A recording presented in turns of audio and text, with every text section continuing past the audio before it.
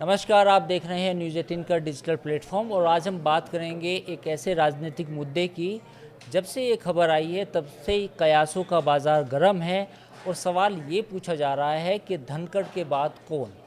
आखिर उपराष्ट्रपति जगदीप धनखड़ ने जब इस्तीफा दिया तो उसके बाद ये सवाल आया कि अगर धनखड़ जाते हैं तो उनके बाद कौन। तो आज इस मुद्दे पर बात करेंगे, साथ ही समझने की कोशिश करेंगे कि पूरी राजनीतिक परिदृश्य में वो कौन सी खबरें हैं जो इस समय आपके सामने हम ला सकते हैं या जिन मुद्दों पर बात हो सकती है।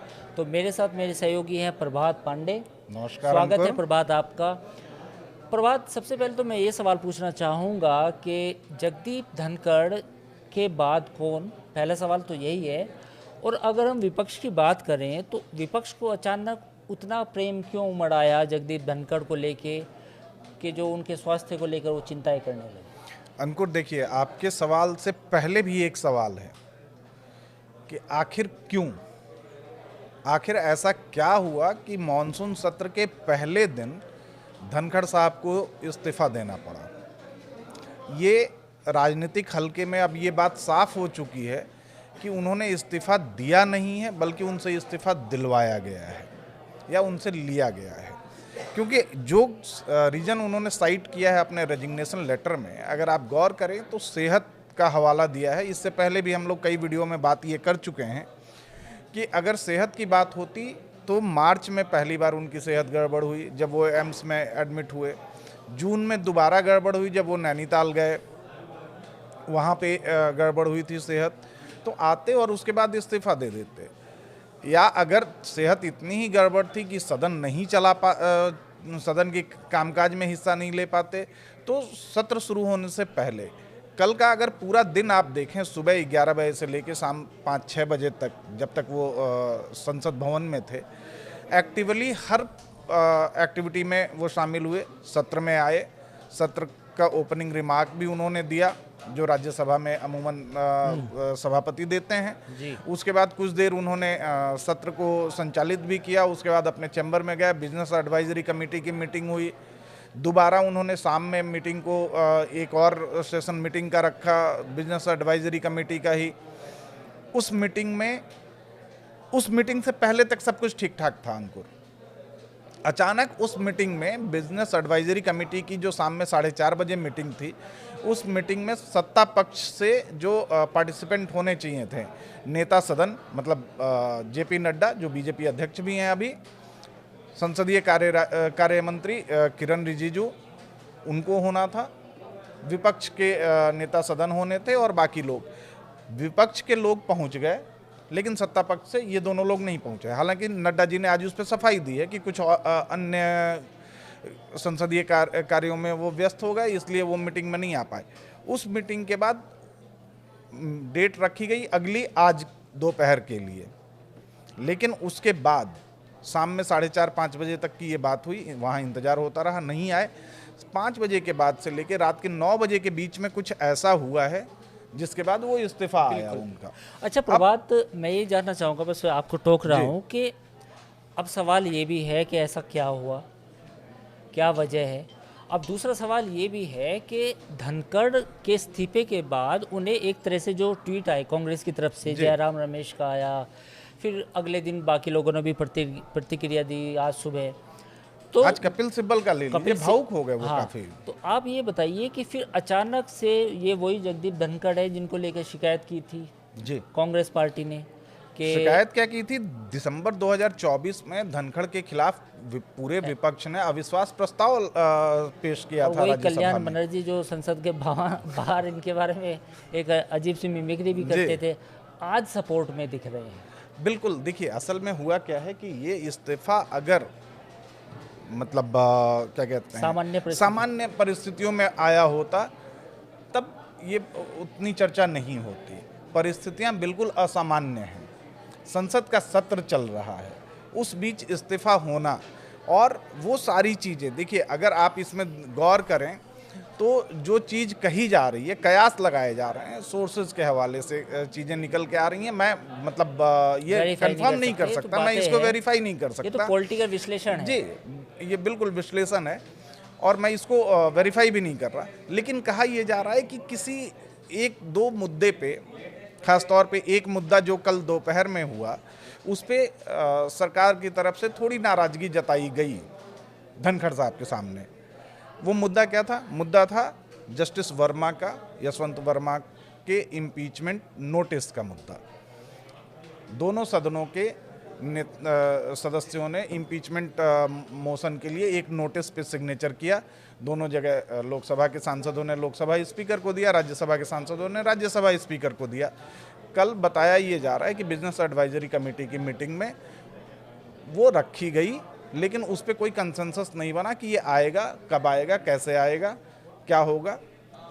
उसके बाद इन्होंने राज्यसभा में आकर एक्सेप्टेंस का अनाउंसमेंट किया कि भाई ये नोटिस है और मैं इसको एक्सेप्ट कर रहा हूँ। मोशन जो इम्पीचमेंट मोशन है, महाभियोग कयास प्रस्ताव यही है। लगाए जा रहे हैं कि कुछ इसी चीज को लेकर अच्छा, अब सवाल ये उठता है प्रभात, मैं अब इसको आगे लेके जाना चाहूँगा क्योंकि ये मुद्दा काफ़ी डिस्कस हो चुका कि वजह कई हो सकती है, कारण नंबर 1, कारण नंबर 2, कारण नंबर 3। अब ये तो इस्तीफा हो गया। अब इस्तीफे के बाद सवाल ये उठता है कि धनखड़ के बाद कौन? तो वो उसमें आपको लगता है कि बीजेपी से होगा या फिर बीजेपी के सहयोगी दलों से कोई कैंडिडेट हो सकता है? खबर ये भी है कि हरिवंश जी जो हैं, जो उपसभापति हैं, वो राष्ट्रपति से भी मिले। अभी थोड़ी देर पहले हरिवंश जी गए थे और ये एक प्रोटोकॉल है, क्योंकि अब कार्यवाहक सभापति के तौर पे हरिवंश जी को ही कामकाज संभालना है जब तक कि नए सभापति या नए उपराष्ट्रपति का चुनाव नहीं हो जाता। तो हरिवंश जी वो उस प्रोटोकॉल के तहत आज जाके राष्ट्रपति से मिल के आए हैं। अभी थोड़ी देर पहले प्रेसिडेंट हाउस की तरफ से ट्वीट भी किया गया है कि इन्होंने एक कट सी मुलाकात की, एक बड़े उस पर गुलदस्ते के साथ हरिवंश जी की मुलाकात हुई है। लेकिन अब सवाल है कि कौन? देखिए, बीजेपी हमेशा सरप्राइजिंग फैक्टर के लिए जानी जाती है। बीजेपी ने हमेशा अपने हर फैसले में सरप्राइज किया है। आज सुबह मैं एक वीडियो पे चर्चा वीडियो के दौरान मैं एक विचार कर रहा था कि कौन कौन हो सकता है इस लिस्ट में। देखिए, बीजेपी की 2 प्रमुख सहयोगी पार्टियां हैं। बिहार से जेडीयू है और इधर साउथ आंध्रा की तरफ से टीडीपी है। अब आंध्रा में अभी नियर फ्यूचर में न कोई चुनाव है न कुछ, तो बिहार में अभी चुनाव भी होने हैं जो अगले 2-3 महीने में पूरे हो जाएंगे। बिहार में राजनीतिक सरगर्मी सर को लेकर चल ही रही है, एसआईआर को लेकर चल रही है। तो मतलब मुझे ये लगता है कि बिहार का कनेक्शन, बिहार से कोई कैंडिडेट हो सकता है। अब कैंडिडेट में अगर आप कहें कि नाम कौन कौन हो सकता है, तो हरवंश एक स्वाभाविक नाम है। लेकिन एक सवाल ये भी है, एक मुद्दा अक्सर ये भी उठाया जा रहा है, चर्चा की जा रही है। कांग्रेस का जो विपक्ष है उसने भी कहा है कि भाई किसान समुदाय से आते थे धनखड़। तो आपको लगता है कि जो जातिगत या वोट बैंक का जो एक समीकरण होता है उसकी तरफ भी ध्यान दिया जाएगा? क्योंकि हरिवंश आमतौर पर उस तरह के ग्राउंड वाले नेता नहीं हैं। देखिए, जैसे बिहार चुनाव है तो आपको लगता है कि बिहार से कोई ऐसा कोई लीडर लेके आया जाए जिसको उपराष्ट्रपति बनाया जाए, जिसके पीछे थोड़ा सा मतलब देखिए ये जनता का समर्थन भी हो। ये जो है अंकुर, अगर आप इस पे देखें एनालिसिस करके तो थोड़ा सा ये टफ लग रहा है। बात सही है आपकी कि हरिवंश वोट बैंक वाले लीडर नहीं है, जनाधार वाले नेता नहीं है। वो राज्यसभा के मतलब पूर्व पत्रकार रहे हैं वो, और संपादक रहे हैं, राज्यसभा के मेंबर बने और उसके बाद उनको उपसभापति चुना गया है। एक स्वाभाविक चेहरा वो हो सकते हैं। दूसरा, अगर आप देखें कि पॉलिटिकल स्कोर अगर सेटल करना हो तो पॉलिटिकल स्कोर सेटल करने में एक नाम जो मेरे ख्याल से एक हो सकता है, जिस पर कि कयास भी लगाए जा रहे हैं और उसका कनेक्शन भी दिख रहा है, वो है रामनाथ ठाकुर का। रामनाथ ठाकुर कर्पूरी ठाकुर के बेटे हैं, बिहार के पूर्व मुख्यमंत्री कर्पूरी ठाकुर के बेटे। 2024 लोकसभा चुनाव से पहले आपको याद होगा अंकुर, उनको भारत रत्न दिया गया था। इसमें ये भी तो बात है कि उनको कर्पूरी ठाकुर की जो विरासत थी उनको रिकॉग्नाइज कर लिया गया भारत रत्न देके। तो अब बिल्कुल बीजेपी किसी ऐसे नए चेहरे पे दांव लगा सकती है अंकुर। उसमें देखिए, मतलब मैं एक मेरा एनालिसिस कहता है कि बीजेपी सिर्फ और सिर्फ बिहार के लिए नहीं खेलेगी। अगर कोई दाव खेलना भी होगा तो बीजेपी ऐसा दाव खेलेगी जो बिहार और बंगाल दोनों में उनको बराबर का फायदा दे सके। बंगाल से भी नाम हो सकता है फिर हो तो। सकता है, बंगाल से भी नाम हो सकता है। अगर हम कुछ और विश्लेषण करें, कुछ और डीप अगर जाएं, तो भाई बंगाल में बीजेपी के पास अपना कोई बड़ा चेहरा नहीं दिख रहा है अभी जो इस पद के लिए आज आ सके। लेकिन बीजेपी हमेशा अपने, मैंने पहले ही कहा ना कि सरप्राइजिंग फैक्टर के लिए जानी जाती है। हो सकता है कोई सरप्राइज कैंडिडेट लाकर खड़ा कर दे, वो चाहे कांग्रेस का कोई पूर्व बड़ा चेहरा हो या किसी विरासत वाला चेहरा हो, या हो सकता है कि वो बिहार या कहीं और से हो, उसका बिहार और बंगाल दोनों पे इम्पैक्ट हो, दोनों पे जिसका प्रभाव हो। ये एक नाम हो सकता है ऐसा। उस कड़ी में अगर आप कहें तो मेरे पास एक नाम है जो मुझे लग रहा है आरिफ मोहम्मद खान का। आरिफ मोहम्मद खान।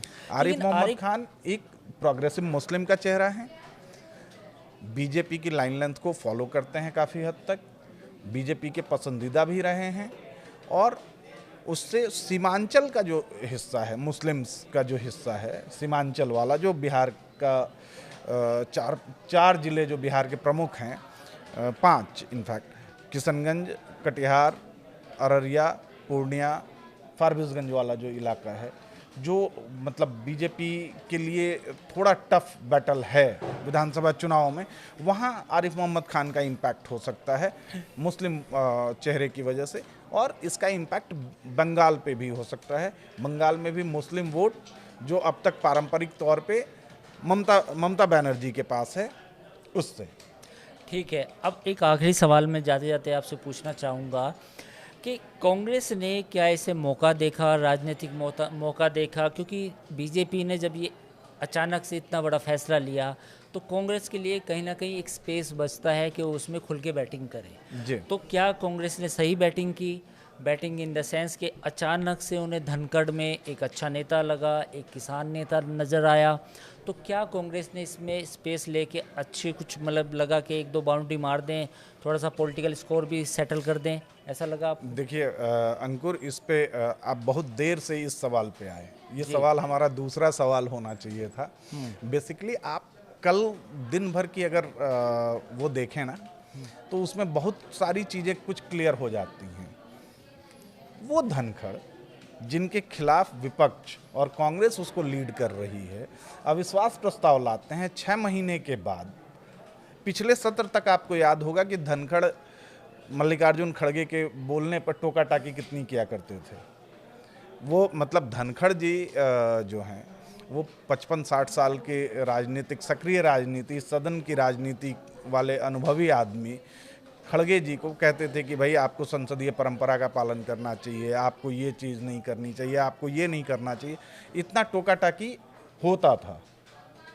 लेकिन कल आप देखिए कि कल जब वो आए सदन में मॉनसून सत्र के पहले दिन, उन्होंने जो एक अपना ओपनिंग रिमार्क दिया, उसमें एक कंसेंसस, एक कंस्ट्रक्टिव और इन सब की बात की कि ऐसी चर्चा होनी चाहिए, कंस्ट्रक्टिव चर्चा होनी चाहिए, एक कंसेंसस बना के सदन को चलना चाहिए, पक्ष और विपक्ष दोनों जरूरी हैं। और कल आपने देखा होगा कि कल जब मल्लिकार्जुन खड़गे बोल रहे थे, मल्लिकार्जुन खड़गे के बोलने में वो न चाहते हुए भी कोई टोका टाकी नहीं की गई सदन आसन की तरफ से, मतलब इस चेयरमैन की तरफ तो से, मतलब उपराष्ट्रपति की तरफ तो से, मतलब जब और खड़गे जी ने सारी बातें अपनी जितनी थी, ऑपरेशन सिंदूर और ये सारी चीजें लेकर सब बोल दिया। तो खबरें तो ये भी आ रही है कि जब वो धनखड़ जी ने कहा कि ऑपरेशन सिंदूर पे पूरा टाइम दूंगा, हाँ, बातचीत के लिए पूरा टाइम दूंगा, और 9 घंटे का समय उन्होंने निर्धारित कर दिया था कि 9 घंटे हम चर्चा करेंगे राज्यसभा में। लोकसभा में 16 घंटे की चर्चा इस पर प्रस्तावित है, और वो इस हफ्ते या अगले हफ्ते मोस्ट प्रोबेबली वो चर्चा होगी। तो कल दिन, और उसके बाद जब शाम में ये आता है, इनका इस्तीफा आता है 9, साढ़े 9 के बाद, 9, साढ़े 9 बजे के आसपास हम लोग ऑफिस से निकलने की तैयारी में थे उस समय, तभी ये इस्तीफे वाली खबर आई, फिर हम इसको प्ले अप करने लगे। तो उसके बाद सबका प्यार जो है वो धनखड़ जी पे उमड़ आया।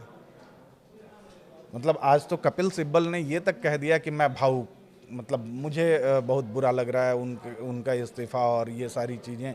ये सिर्फ स्वास्थ्य की बात नहीं है, अगर स्वास्थ्य की बात है तो मैं उनके बेहतर स्वास्थ्य की कामना करता हूँ, लेकिन और अपने पर्सनल रिलेशंस वो गिनवाने लगे, याद करने लगे पुराने। तो मुझे लग रहा है कि कई बार जो है ना, अच्छा कई बार आप अगर देखें, वो भी कि वकील रहे हैं, वकील रहे हैं और मैच्योर सीजन्ड पॉलिटिशियंस हैं ये लोग। अभिषेक मनु सिंघवी हों, जयराम रमेश हों, या कपिल सिब्बल हों, या मल्लिकार्जुन जी हों, तो मुझे ये लग रहा है कि कहीं ना कहीं विपक्ष इस पूरे उसको, मतलब विपक्ष को एक बैठे बिठाए मौका मिल गया है, टिप्पणी करने का कि सरकार को घेरने का, सरकार को घेरने का, कि आखिर राजनीति में चल क्या रहा है। और ये जो सरप्राइज एलिमेंट है, जो अचानक कई मौक़ों पे हमने पहले भी देखा कि बीजेपी की तरफ से एक सरप्राइज, एक दूसरा, जैसे क्रिकेट की भाषा में बोलते हैं कि दूसरा फेंक दिया जाता है, जो समझ में नहीं आता कि आउट स्विंग है या इन स्विंग है, तो करीब करीब ऐसा ही है। अब ये वक्त बताएगा आने वाला कि क्या इस दूसरे को सही तरह से खेला गया, और क्या राजनीतिक स्तर पर कांग्रेस ने भी एक अपना सही स्टैंड लिया, क्योंकि कांग्रेस के अंदर भी रिफ्ट है कि हम जगदीप धनखड़ का जिस तरह से समर्थन किया हमने, कहीं ना कहीं क्या हमने उसमें जल्दबाजी तो नहीं की। और सवाल बीजेपी पर भी है कि जो उसने सरप्राइज़ पूरे देश के सामने रखा, क्या वो सही था और वो फैसला दूरगामी था या नहीं, ये आने वाला वक्त बताएगा। एक अंकुर, बीच में आपके क्लोजिंग रिमार्क को बीच में रोक रहा हूँ मैं। बेसिकली देखिए, एक पॉलिटिकल सिनेरियो जो चर्चा कर रहा है इस समय, एक पॉलिटिकल हल्का, कि ये सारा कुछ ऑपरेशन सिंदूर और इन सब पे चर्चा वाला जो बज था उसको डिफ्यूज करने के लिए किया गया है। हालांकि मुझे नहीं लगता, इस थ्योरी में दम इसलिए नहीं लगता कि भाई जगदीप धनखड़ जैसा सीजन्ड पॉलिटिशियंस, मतलब सीजन्ड इसलिए भी मैं कह रहा हूँ कि भाई वो 1989 और उससे पहले से सक्रिय राजनीति में हैं। बीच में ठीक है वो नेपथ्य में थे, लेकिन वो अपनी कुर्सी दांव पे लगा के इस बज को डिफ्यूज करने की कोशिश करेंगे। चलिए, ये तो आने वाला वक्त बताएगा कि क्या ये सरप्राइज सही था या नहीं, ये वक्त बताएगा। फिलहाल इस पेशकश में इतना ही। बाकी आप हमारे वीडियो को लाइक, शेयर, सब्सक्राइब करना ना भूलें, और न्यूज़ 18 के डिजिटल प्लेटफॉर्म पर और भी वीडियो आपके लिए जारी है। थैंक यू अंकुर। नमस्कार।